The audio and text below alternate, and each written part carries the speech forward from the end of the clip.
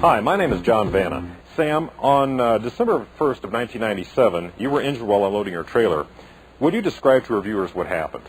Well, I was on the Dollar General account, and I arrived at my first stop about 5 o'clock in the morning. It gave me a couple hours rest time. At 7 o'clock, I started to unload. 45 minutes later, I picked up a box, spun around to put it on my rollers. At that time, I blew out two discs. Well, I didn't know I did it the damage. All I know is I was in extreme pain.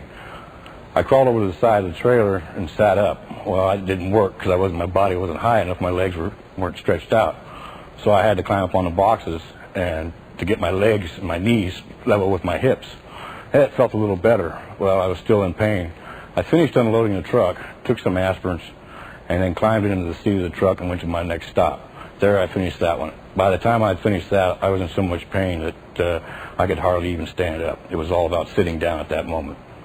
Was weight a factor in this case? Were the boxes heavy? No, the boxes weren't heavy. It was just probably the way I'd unloaded. Sam, prior to this injury, had you ever been injured before?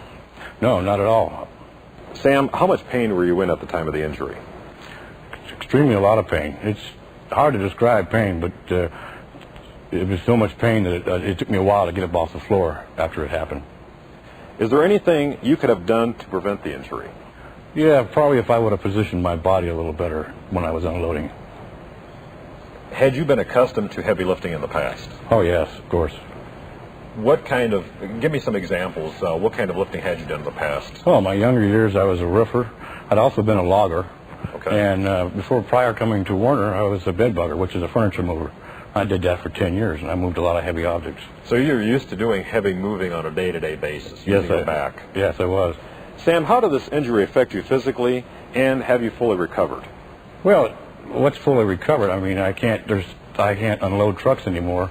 I can still pick up things as long as I pick them up the right way. But it's affected me not only at work, but at home.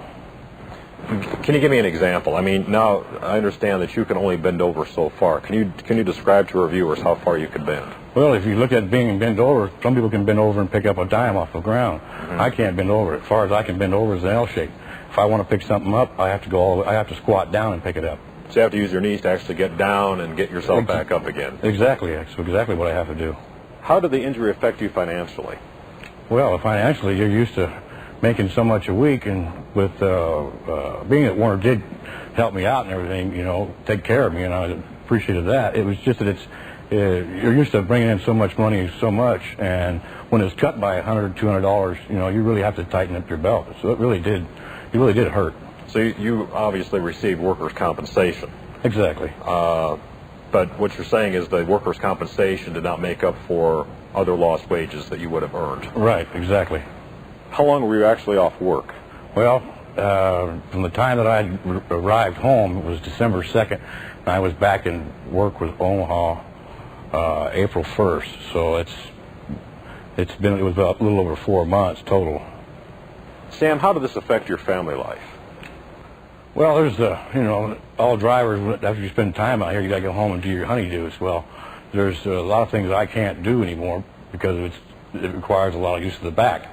And I have a 2-year-old grandson at home that he comes over to see Papa, and I was used to just bending down and picking him up. Now I have to actually get down on the floor and squat down and pick him up. And it's kind of, bothersome. It bothers me a lot that I can't just grab him and pick him up and throw him in the air anymore. Why did you want to be on the video today? Well, I'd like to help the other drivers, let them know that it doesn't matter what age or how old you are. This can happen to you at any time. All you have to do is pick up the box wrong. Thanks, Sam. You're very welcome. I hope I can help.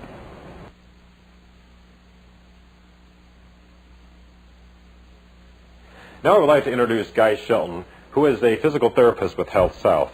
Guy, you just got through hearing Sam describe his injury and how he obtained his injuries. Can you give our viewers an idea what they can do to prevent injuries such as Sam? Well, John, first you need to be aware of your base of support. That's how your feet are oriented relative to the load and the task that you have at hand at that time.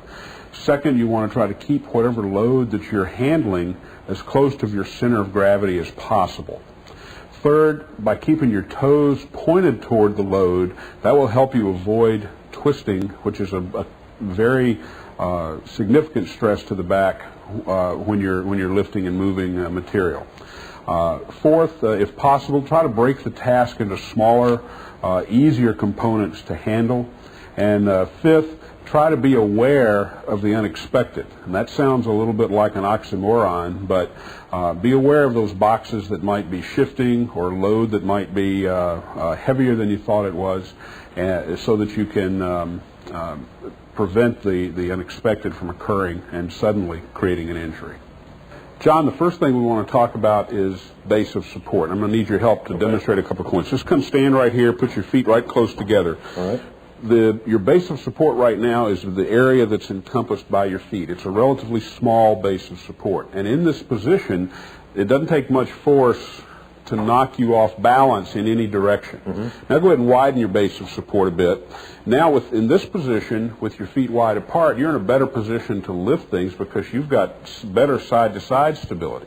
However, if you were doing something front to back, like a boxer would be throwing a punch, you don't have much base of support there, and it's easy to knock you off balance. So depending on the task, stagger your base of support both wide side to side and wide front to back, so that creates a more stable position and therefore requires less work from your low back.